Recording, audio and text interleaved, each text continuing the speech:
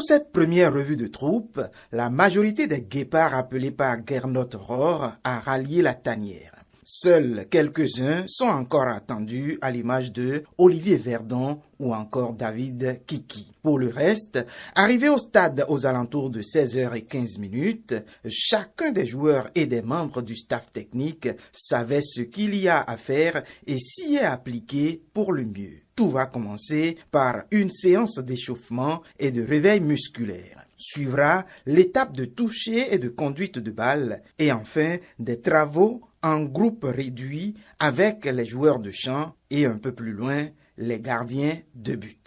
Sous les yeux de quelques férus et autres curieux, la séance d'entraînement, la première de cette série, va connaître une partie de jeu collectif qui viendra clore le programme de la journée. Et dans la tête des joueurs, le 9 septembre, ce sera une bataille du côté de Maputo.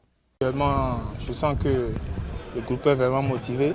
On sait qu'on va là-bas pour une bataille et on sait que nous allons rentrer à les 3 points, ça c'est sûr et net. Nous allons rentrer à les 3 points. On sait ce qui nous attend. Et déjà, la première des choses à faire, c'est de gagner encore la confiance du peuple. Ce qui n'est pas facile à faire, mais on va le faire. On va aller en Mozambique pour gagner. On est conscient de la situation et nous allons vous faire plaisir et nous faire plaisir aussi. Et aller à la CAN, Inch'Allah. Cette rencontre face à l'équipe de Mozambique sonne comme un match piège pour le Bénin. Un match qui n'a souvent pas réussi pour les écureuils devenus guépards ces dernières années. Les cas de la Sierra Leone ou encore du Congo le prouvent à satiété. Mais les joueurs semblent savoir comment s'y prendre. Les détails, en fait, c'est un match qui va être joué tactiquement.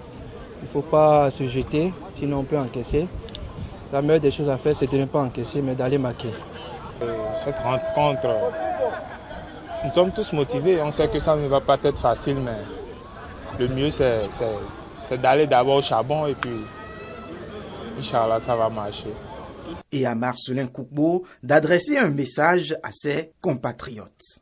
Ouais, déjà, j'ai juste à leur dire de nous donner la confiance qu'il faut, de ne pas nous jeter la pierre de sitôt, de nous laisser faire le boulot qu'on a à faire d'abord et ils vont voir le résultat.